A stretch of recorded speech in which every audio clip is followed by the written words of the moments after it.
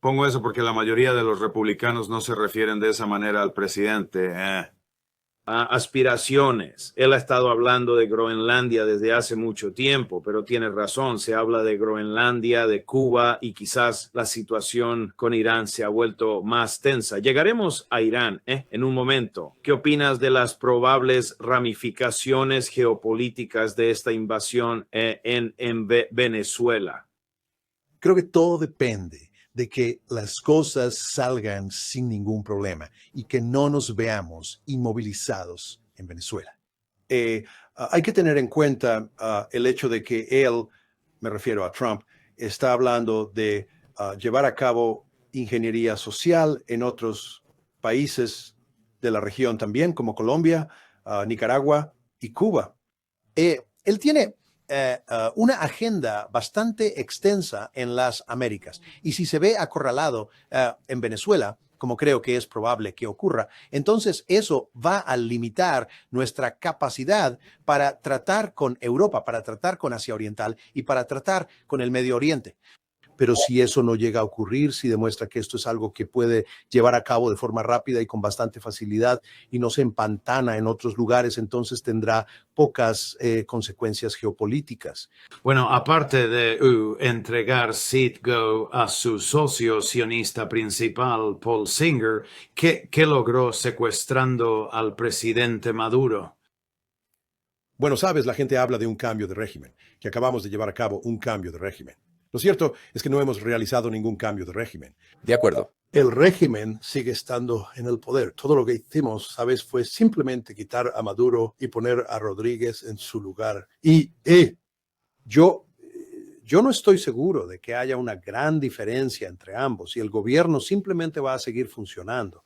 Lo que ha cambiado es que, en esencia, vamos a utilizar nuestra enorme influencia económica, no tanto la influencia militar, sino nuestra influencia económica, para, en el fondo, tomar el control de Venezuela, apoderándonos de su petróleo. Y creemos que al tomar el control de su petróleo, podremos mantener al gobierno actual en el poder y así nos aseguraremos de que ese gobierno baile a nuestro son. Y eso nos permitirá continuar explotando a Venezuela por un periodo de tiempo tan extenso como la vista pueda alcanzar. Y tú sabes que se está hablando de que nosotros estamos profundamente involucrados o que estamos dirigiendo Venezuela, para usar la terminología empleada por el presidente, por un periodo de tiempo tan extenso como la vista pueda alcanzar. Pues, y de nuevo, la pregunta es, ¿cómo se hace eso? Y ellos creen que podemos lograrlo con toda esta ventaja económica que obtenemos al controlar su petróleo.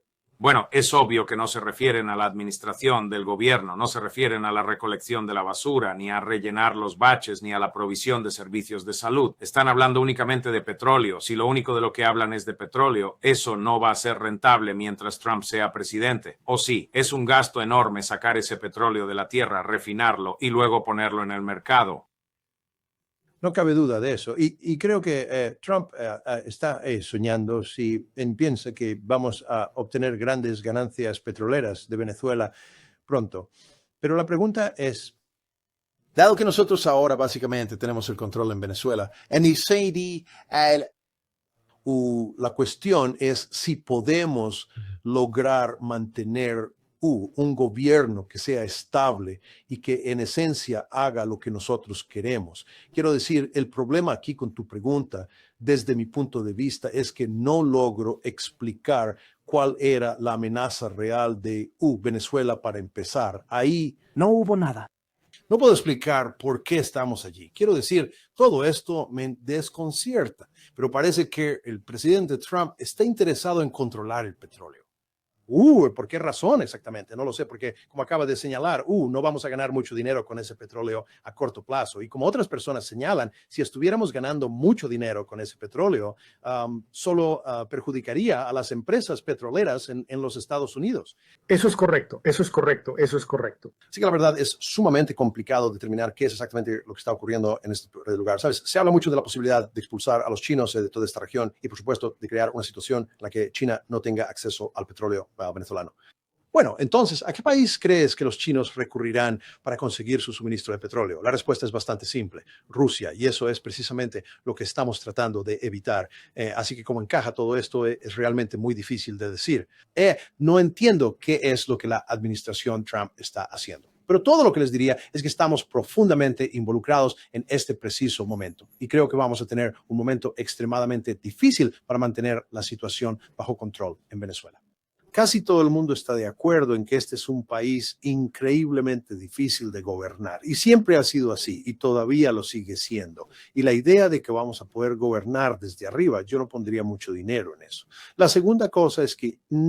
Adelante. Bien. Que el nacionalismo entra en juego en estos casos. Debes comprender que esto es un claro ejemplo de imperialismo a la antigua. Y el imperialismo a la antigua desapareció por una muy buena razón. Y esa razón precisamente es el nacionalismo. La gente en países como Venezuela no quiere que los yanquis vengan a decirles cómo deben manejar su política. Y habrá resistencia con el tiempo. Así que esta es una escapada que creo que muy probablemente le explotará en la cara a Trump.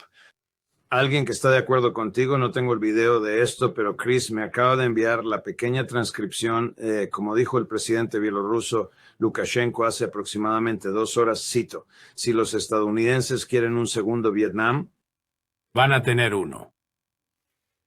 Pues, de nuevo, Trump entiende que si tienes tropas sobre el terreno, si tienes soldados sobre el terreno, entonces estás en una situación que es análoga a la de Vietnam. Y él no está poniendo tropas sobre el terreno. Y lo que está intentando hacer es gobernar Venezuela, pero con medidas económicas coercitivas. Él mantiene a este gobierno en el poder. No se trata de un cambio de régimen. Lo único que hicimos fue cambiar a quienes lo dirigen. Y él cree que podemos emplear nuestra influencia económica para hacer que ese gobierno baile al son que le toquemos, para que gobierne Venezuela de la forma en que a nosotros nos gustaría que fuera gobernada, para permitir que nuestras compañías petroleras entren y exploten el país como a Donald Trump le parezca más conveniente. Y la pregunta es, ¿crees que él puede salirse con la suya con eso? Y si no puede hacerlo y luego decide que tiene que desplegar tropas sobre el terreno, entonces Lukashenko tiene razón. Entonces estaremos realmente en serios problemas. Pero esto es un robo, pura y llanamente, exactamente como el robo de aquellos petroleros. No hay ninguna duda al respecto. Quiero decir, eso creo que ni siquiera es un tema que se pueda debatir. O sea, básicamente creemos que Venezuela y otros países no tienen ningún derecho a nacionalizar su propio petróleo. Exacto, sí. No pueden hacer eso porque Trump cree que ese petróleo es nuestro. Exacto, él cree que el petróleo bajo la tierra de Venezuela de alguna manera no puede articular una razón, pero de alguna manera pertenece a los Estados Unidos. Sí, nacionalizaron Citgoshim, se vendió en una venta de liquidación. ¿Y quién lo compró? Paul Singer probablemente esté salivando al pensar en el valor que tiene ahora en comparación con lo que acaba de pagar por ello en lo que se conoce como una venta de liquidación, por así decirlo, autorizada por la decisión de un juez federal. Permítame ir a Rusia, por favor. ¿Cuál cree que es la reacción del Kremlin ante esto? En las últimas 2 semanas, uno de sus petroleros se incautó el episodio de Maduro, la invasión ocurrió y la CIA ha revelado su participación en el ataque con drones a la residencia del presidente Putin. Esto es... El ataque a la residencia de Putin y el hecho de que es bastante evidente que la CIA estuvo implicada resulta verdaderamente impactante. Es simplemente otro ejemplo de cómo Estados Unidos está traspasando líneas rojas que jamás habríamos imaginado cruzar durante la Guerra Fría. Los 2 precedentes más importantes aquí son, primero, cuando atacamos o cuando los ucranianos atacaron con nuestra ayuda, con el apoyo de la CIA, una de las patas de la tríada nuclear estratégica del arsenal ruso. Eso fue bastante impactante cuando fuimos tras esos bombarderos. Y luego el otro precedente es cuando asistimos a los ucranianos en su invasión de la región de Kursk en Rusia. Quiero decir, pónganse a pensar en eso, invadir la madre Rusia con el apoyo de los Estados Unidos. Eso me pareció muy difícil de creer en aquel momento. Y este es el tercer gran ejemplo. Y creo que los rusos han llegado a la conclusión de que en algún momento, este no es el momento más oportuno, pero en algún momento van a tener que hacer algo de gran envergadura, para enviar una señal clara a los Estados Unidos de que esto es intolerable. Creo que los rusos entienden perfectamente que la élite de Estados Unidos, la élite de política exterior en los Estados Unidos, ha perdido de vista el hecho de que vivimos en un mundo con armas nucleares, que vivimos en un mundo muy peligroso y que hacer este tipo de cosas amenaza con una escalada al nivel nuclear. Los rusos son muy claros al respecto en estos días. Realmente creen que Estados Unidos perdió por completo el sentido de la realidad durante el momento unipolar y no ha logrado comprender el impacto que tienen las armas nucleares en las relaciones entre las grandes potencias. Y creo que hay mucha verdad en esa afirmación. Así que yo considero este ataque o el intento de ataque a la residencia de Putin, que fue asistido por la CIA, algo extremadamente insensato. Pero le diría a usted, juez, habiendo dicho todo esto, yo creo que los rusos entienden en este preciso momento que lo que quieren hacer es mantener su atención en lo verdaderamente importante. No es así. Su principal objetivo en estos momentos es ganar la guerra en Ucrania y no distraerse con lo que está sucediendo en Venezuela, ni con lo que ocurre con su buque cisterna que ha sido capturado por los Estados Unidos. Esto obviamente no los va a poner contentos, pero uno no quiere desviarse del camino principal. Hay que mantener siempre la vista puesta en lo que es verdaderamente importante. Como solía decir mi madre, lo primero es lo primero y hay que terminar el trabajo que tenemos en Ucrania. Creo que ese es precisamente el objetivo que ellos tienen. Y si los Estados Unidos se distraen o se desvían en Venezuela, eso es una clara ventaja para ellos. ¿Considerarán los rusos a los Estados Unidos como un negociador verdaderamente serio y creíble con toda esta situación que está ocurriendo? ¿Pasará Putin 5 horas con esos 2 agentes inmobiliarios? Witkoff y Kushner. Bueno, él está haciendo esto para propósitos de relaciones públicas. Básicamente está intentando decirle al mundo que es una persona razonable, que cree en la diplomacia. Donald Trump quizás no crea en la diplomacia, pero él sí cree en la diplomacia. Así que todo esto se está haciendo para el espectáculo. Putin seguramente entiende que la diplomacia está fuera de la mesa. Si escuchas hablar a Trump, si escuchas su conversación con el New York Times, que acaba de ser reportada por el Times, está bastante claro que le da poca importancia al derecho internacional, le da poca importancia a la diplomacia. Él cree en la política del poder puro y duro, no es más que poder en bruto. Y él cree, Trump, que es él quien decide, sabes, cuándo se aplica un tratado o el derecho internacional y cuándo no. Y los rusos entienden esto, en esta coyuntura, y además entienden que la diplomacia como medio para poner fin a la guerra en Ucrania está completamente descartada. Esta guerra se decidirá en el campo de batalla. Claro, claro. Los rusos nos encuentran particularmente preocupados por la diplomacia con la administración Trump en este preciso momento. Simplemente no desean enemistarse con Trump más allá de lo estrictamente necesario. Y quieren demostrarle al mundo que ellos, a diferencia de Trump, poseen una actitud razonable. Los 2 agentes inmobiliarios, Díaz, como siempre los estoy llamando Díaz, y estuvieron presentes en París 2 a principios de esta misma semana. 2.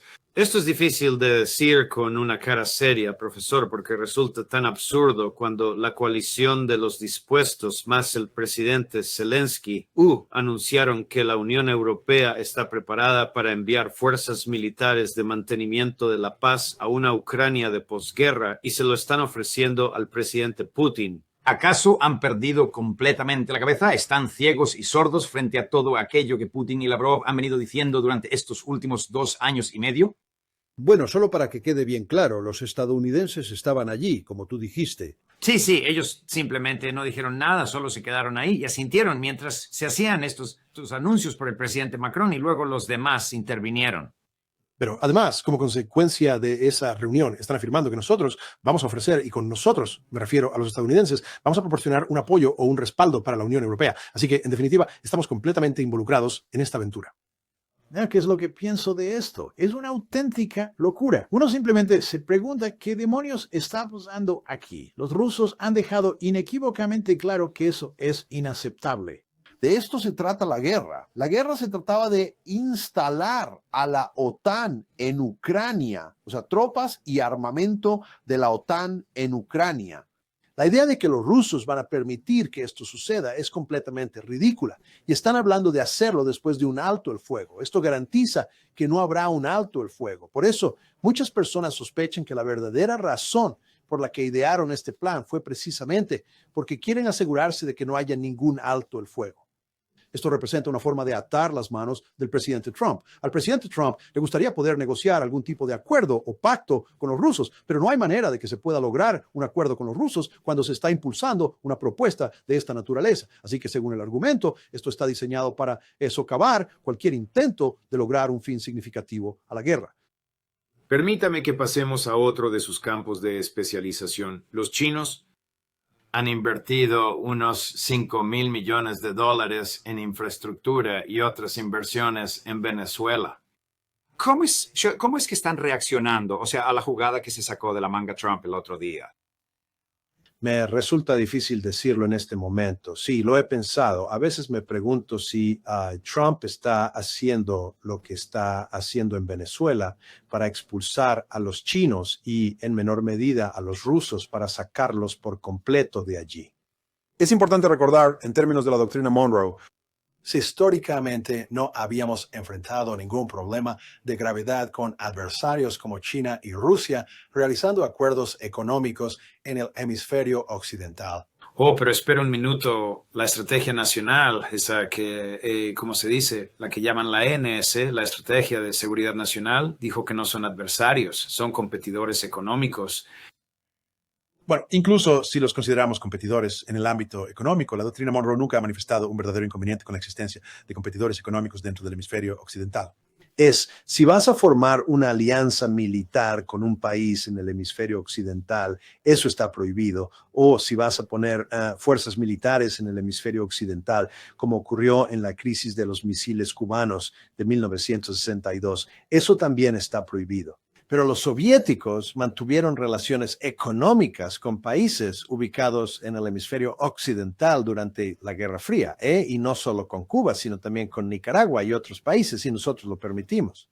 Así que la pregunta que debes hacerte a ti mismo es si crees que lo que Trump está haciendo en Venezuela está diseñado para empujar a los chinos completamente fuera del hemisferio occidental, de modo que no haya ninguna relación económica. No veo ninguna evidencia de que esa sea la dirección hacia la que nos estamos moviendo. Así que considero que los chinos mantendrán una presencia económica en el hemisferio occidental. Podría ser algo menor de lo que ha sido hasta ahora. Es difícil de predecir.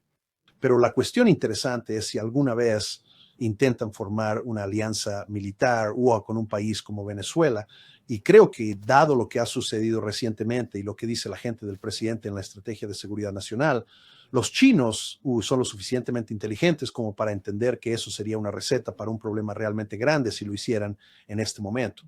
¿Crees que esta invasión de Venezuela y el secuestro del presidente Maduro está dándole ideas a la gente en Pekín sobre lo que podrían hacer en Taiwán? No, porque piensan en Taiwán de una manera completamente diferente.